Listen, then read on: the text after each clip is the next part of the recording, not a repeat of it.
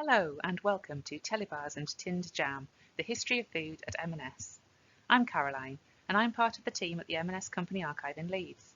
Today we're taking a look at our food, from our early food technology department and continuing innovation, to the very important topic of cake, to the M&S superstar products that we all know and love. I'll be sharing documents, photos and design from the extensive M&S archive, as well as marketing and advertising material and film. If you're watching the premiere of this talk, I'm here to answer any questions in the chat on the right-hand side. Otherwise, just email us at company.archive@m&s.com with any queries. We'll start with a quick introduction to the business and the archive. The M&S Company Archive celebrates the role that Marks & Spencer has played in people's lives for over 135 years. The collection contains over 72,000 items, through which visitors and researchers can explore the impact M&S has had on the social history of Britain. From boardroom battles to staff welfare, from puddings to pants, we've got it all in our purpose-built archive and museum in Leeds. Our collection development policy means that we capture food packaging products, including examples of key merchandise from our product ranges, such as top sellers, and products that represent innovative technology or design. The archive also collects iconic M&S pieces, which reflect the culture of the business and the retail environment, or anything that has been archive-inspired or uses an archive print. And these are all available for research by colleagues and members of the public.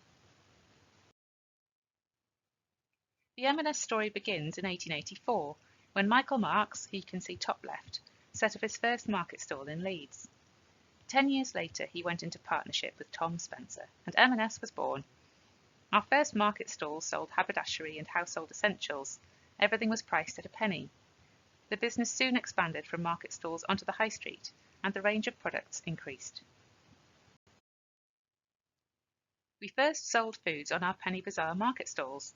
This included packets of biscuits, sweets, flour, and custard powder, packaged and sold at the penny price point. We also sold utensils and other kitchen equipment for customers to make and serve their own food. The top left picture here shows a nutmeg grater from the period, and bottom left you can see the packaging from a set of laced dessert papers. As the business grew, the penny bazaars moved from market halls into high street stores. These stores were expanded and modernised in the 1920s and 30s in a move away from the penny bazaar model to new modern superstores. From 1927, this included the introduction of ice cream counters in some stores. And 2 years later, we started to sell ready-made sandwiches from the existing ice cream counters. Popular fillings were cheese, ham, chicken, cheese and tomato, and pork luncheon meat. Sweets had been sold since the early days of the business. And this document lists the 10 bestsellers in confectionery for November 1927, with bronchial tablets at number 1. I'm guessing a medicinal winter favourite, followed by the slightly more appealing licorice all sorts and slab toffee. In response to the success of the ice cream and sandwich counters, we started opening cafe bars in stores in the 1930s. Customers could enjoy their favourite sandwiches alongside other favourites including fish and chips, cottage pie and trifle. The cafe bars became increasingly popular during the Second World War, as they could take up the floor space created by wartime stock shortages, and customers were able to buy food from them without using their ration tokens. Following the war, cafe bars, and with them fresh sandwiches, gradually disappeared, with the last one closed by the end of the 1950s. Sandwiches weren't sold again until 1980. More of that later. In 1931, dedicated food departments opened in all stores, selling canned goods, fruit, vegetables, and cakes. At this point, no foods were sold under the St. Michael brand, which had been introduced for clothing and home products in 1928, and we sold a range of non-M&S brands, for example, Cadbury's drinking chocolate. We showcased our food ranges with decorative in-store and window displays rather than printed advertising. These images show some of the carefully designed and highly engineered displays. We weren't alone in this, as many of our competitors had a similar food offer at the time. Here are some very carefully stacked crumpets, or pikelets. and a really elaborate display themed around being prepared for the ultimate hosting challenge, unexpected guests, complete with doilies and table setting ideas for presenting your sandwich paste and choice pink salmon sandwiches, fruit jelly and hot chocolate. Further developments in the 30s included the introduction of provisions to selected stores in 1934 to expand our food range. This included cooked meats, sausages, pies, cheese and bacon. 3 years later, in 1937, we opened our own distribution centre for fruit at Covent Garden in London, enabling us to work directly with producers and suppliers, giving the business greater control over quality and standards. This meant we could provide customers with high-quality produce at an affordable price. After the war, the food side of the business was able to develop further, and M&S went beyond most other retailers by becoming actively involved in food technology. In 1948, we were the first retailer to appoint a technical executive and chief chemist to the food division, Nathan Goldenberg, whose food technology department went on to improve quality control, hygiene and safety standards. To give some context, in 1948 food rationing still applied. We were selling dried fish and dried vegetables at Marble Arch Store. As we moved into the early 50s, food halls were being reduced to make more selling space for clothing, due to the boom in labour-saving synthetic textiles like nylon, as you can see here in 1955. At this point, our food halls only sold long-life slab cakes, pound cakes, Swiss rolls, biscuits, confectionery, and a small range of canned goods and fresh fruit and veg. At a time when M&S was focusing on textiles, the first thing Nathan Goldenberg did was to set out the priorities for M&S Food as he saw them. This included a review of all current food merchandise, raw materials used, and methods of production, quality inspections at all stages, from production to purchase, advising external suppliers and liaising with research bodies to keep informed of the latest developments in food technology. When Nathan first joined M&S, there was already a small analytical laboratory and a development kitchen with an expert chef, which developed new lines for the catering department, and a samples room for examining food from the retail counters, but it was understaffed and didn't have the latest equipment. As part of his overhaul of the department, Nathan immediately set up a better laboratory and a bakery laboratory, sending a really clear message within M&S that food science was an important part of the business, and to suppliers about the importance of testing and quality analysis. This article in our in-house staff magazine, St Michael News, from 1960, explains exactly what the food technologists do, stressing that although the food group do a lot of eating, the overwhelming amount of their time is spent with suppliers. Reports had come in the 1950s that some of our cherry Genoa cakes from a major supplier had suddenly lost flavour and become sandy, dry and gritty in texture. Testing at our labs found that these inferior samples had hardly any egg present in them. The managing director of the supplier was summoned and asked to explain. He admitted they'd been short of egg, so had readjusted their recipes, and hadn't known that the M&S technicians would be able to check the egg content by analysis. They reverted to the correct recipe, and it never happened again. If a supplier dropped in quality and failed to meet our requirements, after help from our technicians, then we would find alternative suppliers. Subsequently, Nathan received very clear direction from Simon Marks, that's Michael's son, who took over the business in 1916, to focus on cake. He wanted a new range of top quality, own brand cakes, with the message being that if Nathan could make a success of cake, then his approach would be applied across all food departments. In 1952, our first own brand cake line, Swiss Roll, was sold under the Welbeck label, an M&S brand named after the local telephone exchange at our headquarters in Baker Street, London. The cake was developed by a team of technologists under Nathan's leadership. Sales improved noticeably. The same in-depth quality approach to other types of cakes soon followed. Here are the technical specifications for our own fruit cake.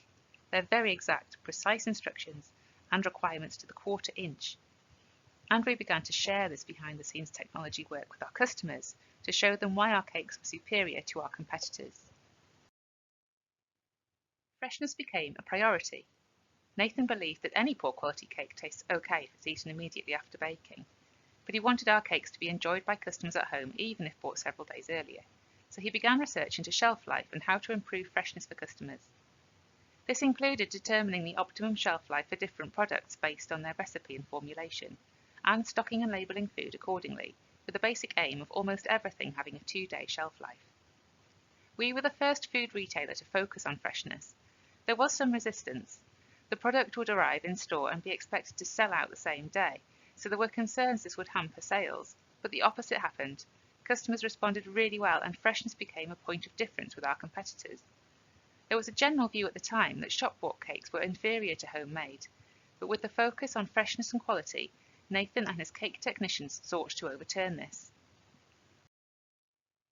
In fact, in 1954, M&S Cakes got the ultimate endorsement in the form of Mrs. Kenway's decision to buy, ice and serve to guests her first M&S cake.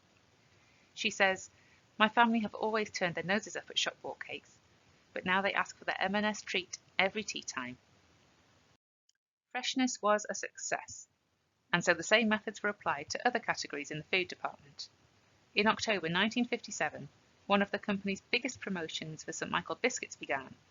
Alongside other marketing material, 1 million copies of this leaflet, explaining how food science was helping to improve the quality of M&S biscuits, were given to customers. Biscuits were an important product. A 1957 article in St. Michael News states we were selling 100 million a month. Freshness, quality and value for money were quoted as being the deciding factors in biscuit choice, and we sold an extensive range at the time, so there was something to suit every taste. This included rich tea fingers, butter puffs, milk chocolate tea cakes, coconut macaroons, custard creams, cheese savouries, milk chocolate wafers, and Telebars. This was a chocolate biscuit bar with a coconut cream layer. Throughout the 1950s and 60s, our in-house designer Charlie Wilkinson produced beautifully drawn and coloured packaging for a range of products, from biscuits and cake to tinned jams, vegetables and soups. Some of these designs may be familiar as they've been reused on food packaging and bags for life in recent years. Charlie continued to work for M&S into the 1980s. His work spans departments, with designs for wine labels, flower bulbs, bubble bath and more. And now for something completely different. In his book, Thought for Food, Nathan Goldenberg says, "In 1959 we began to discuss the importation of avocados, which at that time were virtually unknown to the general public in the UK. We called them, correctly, avocado pears, and put them out for sale without any instructions as to how they should be prepared or eaten. We soon knew better. A lady came back one day to our Manchester store and complained about their poor quality. Because they were called avocado pears, she'd peeled them, removed the stone, stewed them and served them as a dessert with custard. No wonder she complained. From then on, we dropped the word pears from the name and produced a customer leaflet that described the product as salad and explained how it should be prepared and used. Even so, it took time for demand to build for the avocado. In 1968, he said, "At the moment, avocado pears are in the position of grapefruit 30 years ago. Who today thinks of grapefruit as an exotic fruit? In a few years' time, avocados may well be a worthwhile line in every store." Avocados clearly were a worthwhile line, acquiring almost cult status in the late 2010s. In 2017, we launched a stoneless avocado with a thin edible skin, and in 2020, our first giant Hass avocados went on sale, twice the size of your average avocado. Innovation and technology have always been key threads in the business. Finding ways to bring new foods to customers and make them accessible and easy to use has been a long-term priority for M&S, but is always considered alongside the importance of continually reviewing and improving the tried and tested favourites. By the end of the 1950s, we were working on safe ways of selling dairy products and meats, beginning with chicken. Most stores at the time sold their poultry frozen because of the risks of bacteria causing food poisoning, but we knew that our customers would rather buy unfrozen fresh chicken. Our technologists ran extensive trials which proved that the end product for the customer had much more flavour and better texture if it was fresh rather than frozen.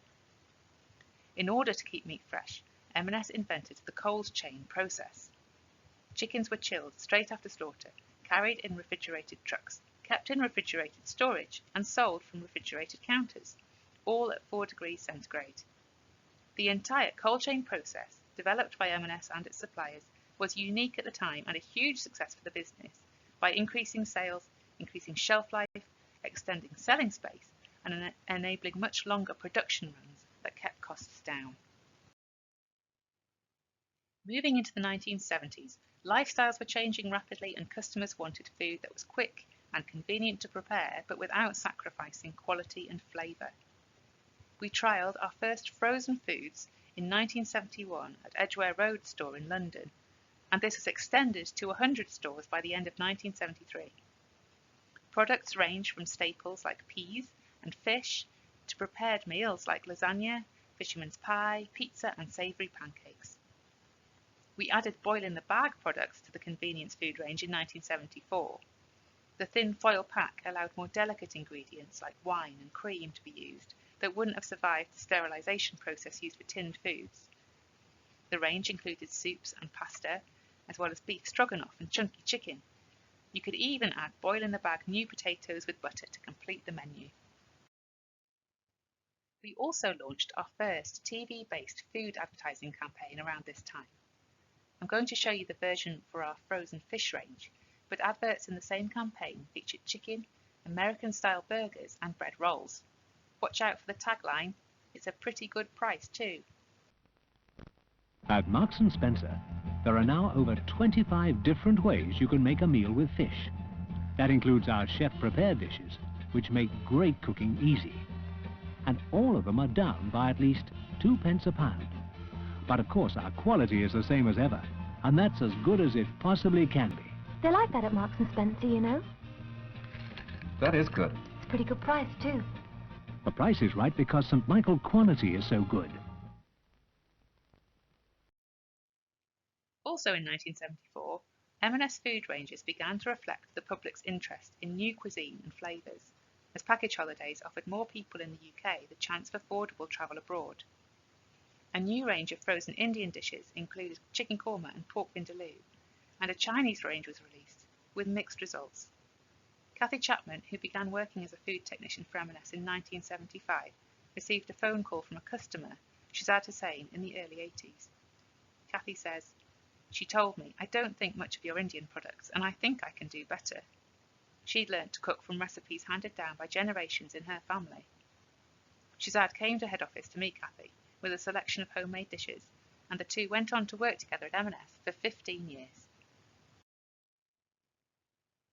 Kathy was a pioneer. She achieved her aim of bringing restaurant-quality food to the ready meal market, revolutionising the way we eat.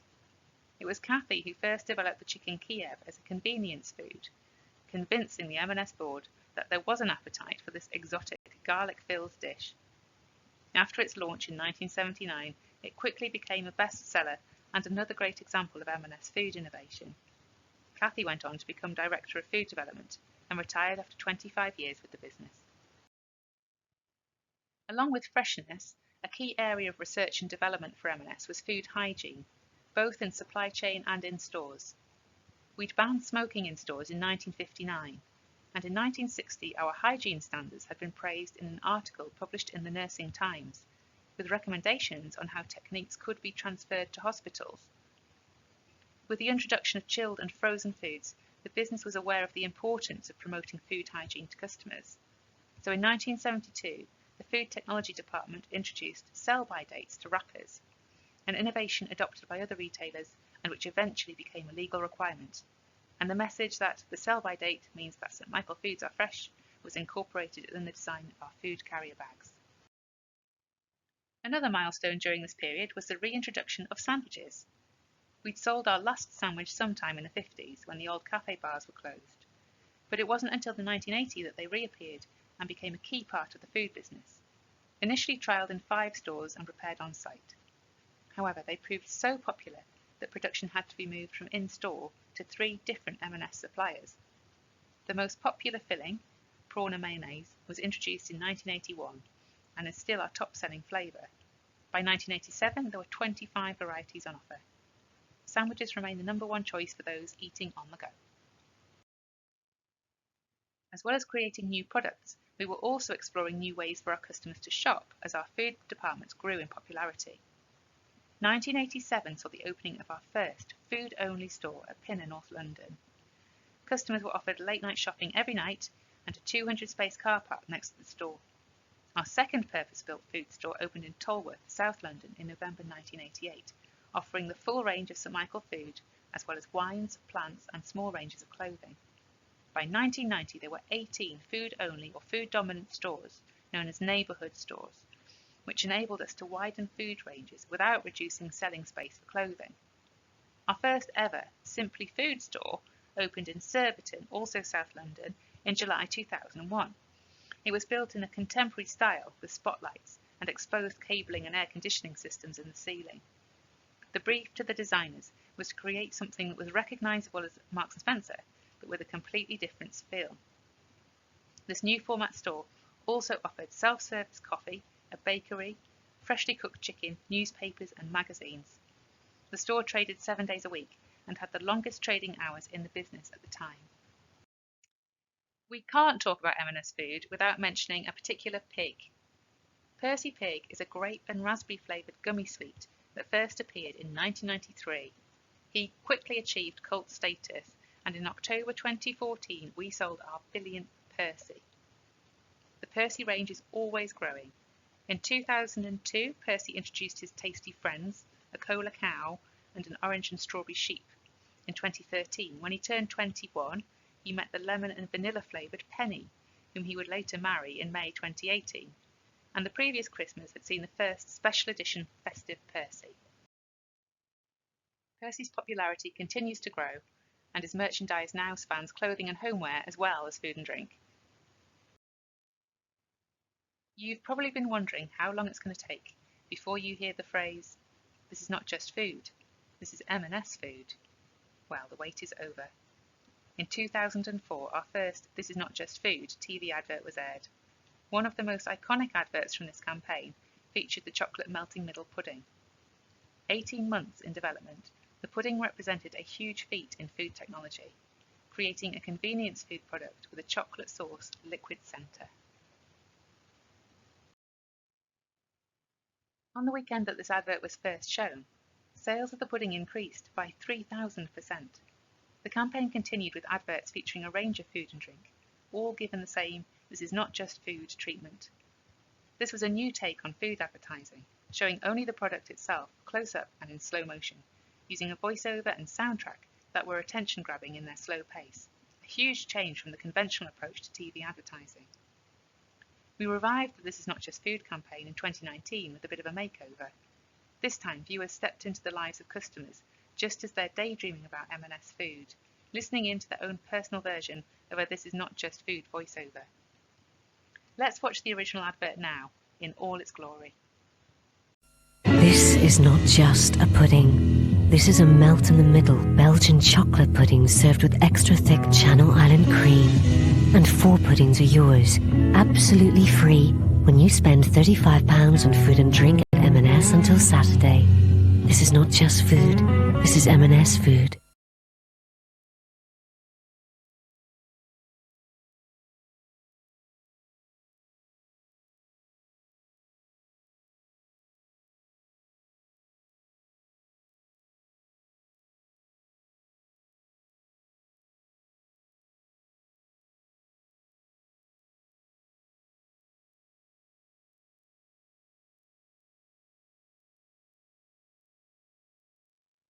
From 2018, we started revisiting some of our best-loved products, improving and refining their ingredients and recipes to produce the best ever range, beginning with the humble prawn sandwich, which boasted even more prawns and a new Marie Rose sauce, with Worcestershire sauce, Tabasco and a dash of brandy.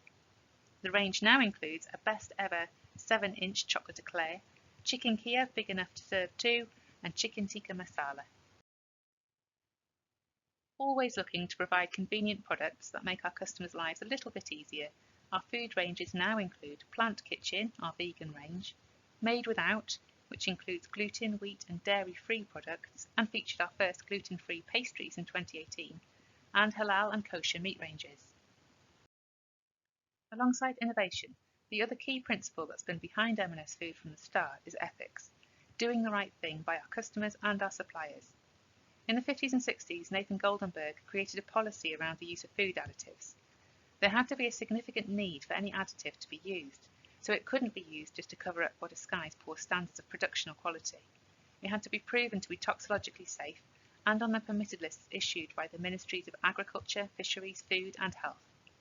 So we were only using additives to prevent spoilage or food poisoning, improve nutritional value, texture, flavour or colour for appearance. Obviously, attitudes to additives have changed dramatically, and our foods now contain no artificial additives or flavours at all. Since 2002, all our eggs and eggs used in our products have been free range, and in 2006 we began the Look Behind the Label campaign to raise awareness with customers on some of the measures we were taking to do the right thing in foods. We committed to reducing salt in foods and to sustainable fishing, and by the end of the year we'd removed all hydrogenated fats from food products, all examples of M&S being the first to adopt such policies.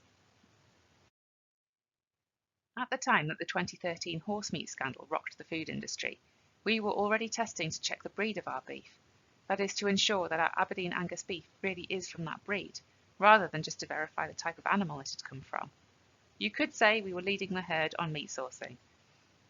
5 years later, and we were able to state that every single piece of beef that M&S sells has two things in common. It can be traced back to the farm and animal it came from, and it's British. M&S is the only national retailer in the UK that can trace every piece of beef it sells, whether it's in a prepared meal, a sandwich, or a prime cut. And since 2015, we've added vitamin D to our entire bread range by using yeast which naturally produces the vitamin, providing a minimum of 15% of the daily recommended intake in 2 slices.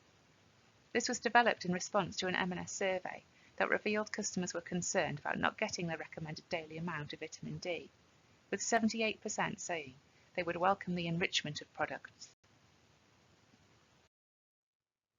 We know that our customers care about where their food comes from, how it's produced, and the impact it has on the environment. The interactive supply chain map on our corporate website contains information about food and household products, as well as clothing. It's really easy to use, and you can find out about individual suppliers, factories, and products. For example, it's possible to search for wild fish and shellfish products by fishing method, species, or sustainability categories. You can meet our beef farmers around the country, and you can see case studies from our tea and coffee suppliers around the world. We've been looking at how to help tackle food waste, with big solutions and small, for a number of years. We've been working with Neighbourly since 2016, who partner each of our stores with a local organisation.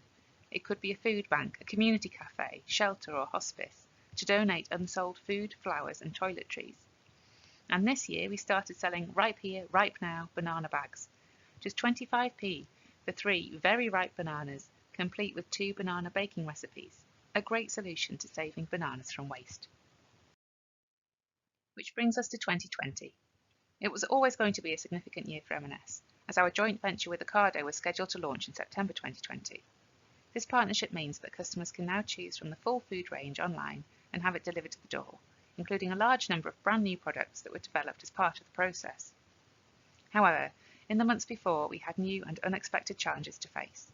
As the nation entered lockdown in March 2020, we began looking at how we could continue to serve our customers, the majority of whom were no longer physically coming to our stores.